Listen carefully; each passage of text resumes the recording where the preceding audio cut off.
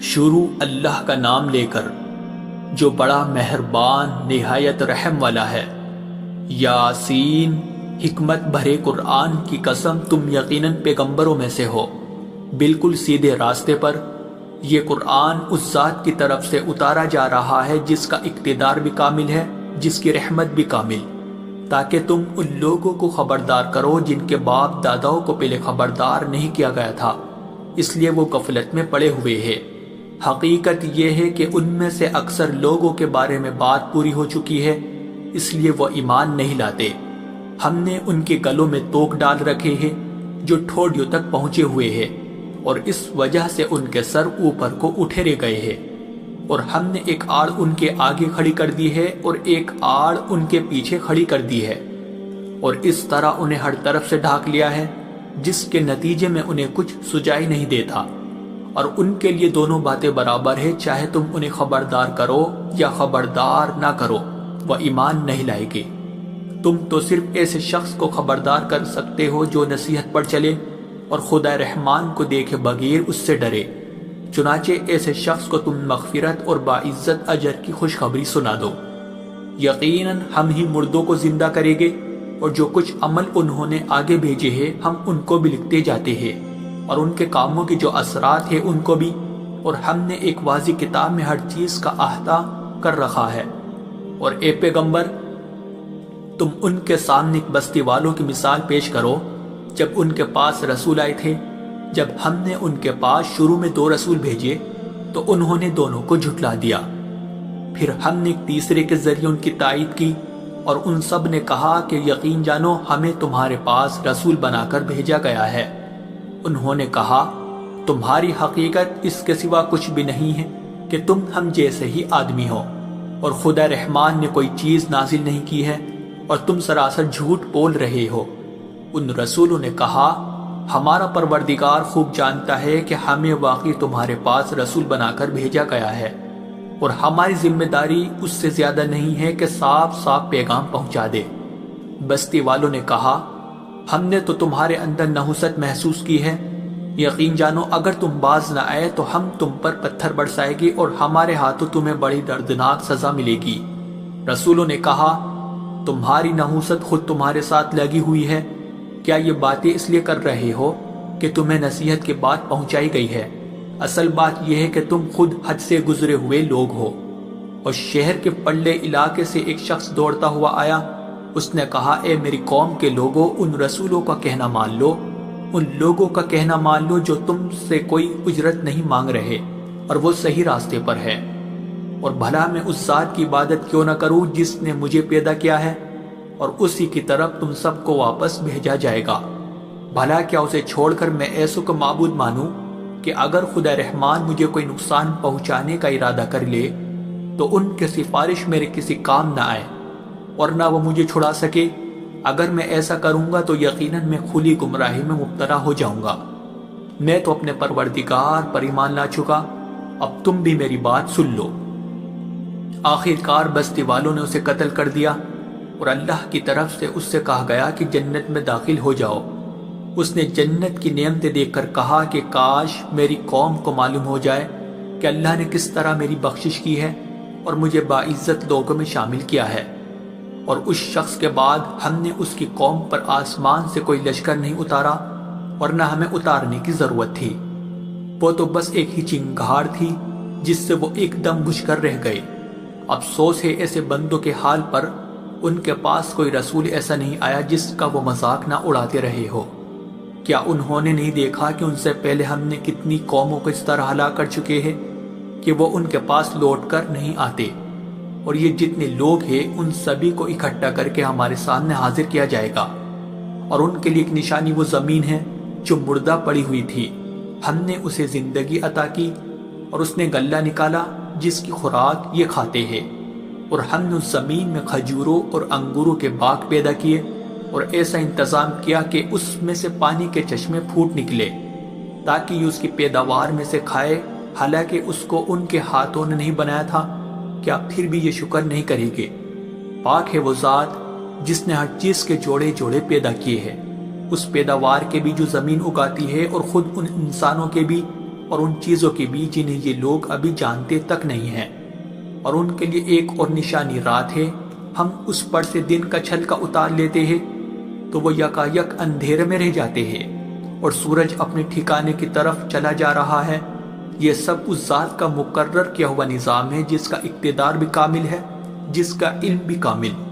اور چاند ہے کہ ہم نے اس کی منزل تاب تول کر مقرر کر دی ہے،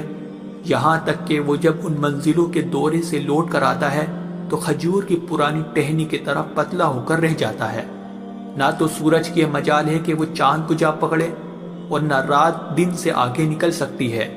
اور یہ سب اپنے اپنے مدار، اور ان کے لیے ایک اور نشان یہ ہے کہ ہم نے ان کی اولاد کو بھری ہوئی کشتی میں سوار کیا،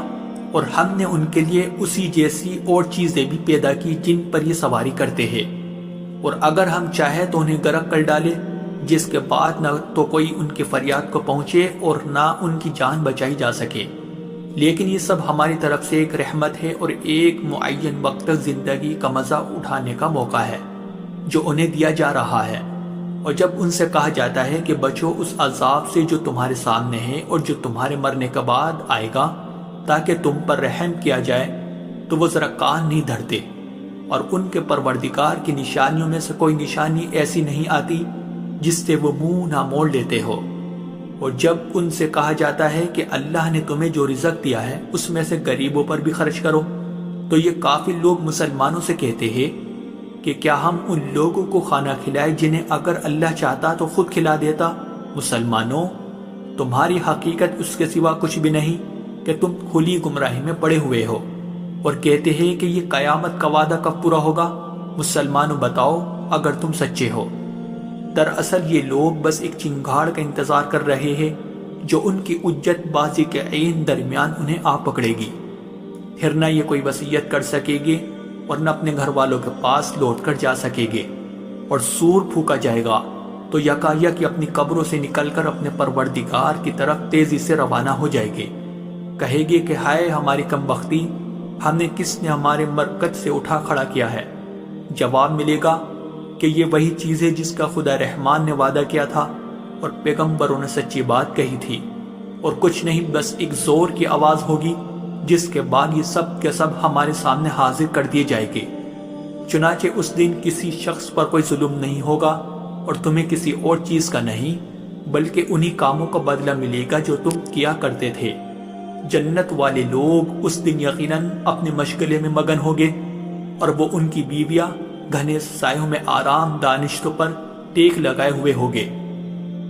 وہاں ان کے لیے میوے ہوگے اور انہیں ہر وہ چیز ملے گی جو وہ منگوائے گے۔ رحمت والے پروردگار کی طرف سے انہیں سلام کہا جائے گا، اور کافروں سے کہا جائے گا کہ اے مجرموں، آج تم مومنوں سے الگ ہو جاؤ۔ اے آدم کے بیٹو، کیا میں نے تمہیں یہ تاکید نہیں کر دی تھی کہ تم شیطان کی عبادت نہ کرنا، وہ تمہارا کھلا دشمن ہے، اور یہ کہ تم میری عبادت کرنا، یہی سیدھا راستہ ہے۔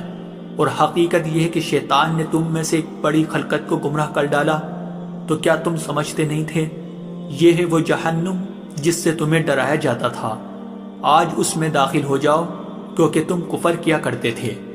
آج کے دن ہم ان کے منہ پر مہر لگا دیں گے اور ان کے ہاتھ ہم سے بات کریں گے اور ان کے پاؤں گواہی دیں گے کہ وہ کیا کمائی کیا کرتے تھے،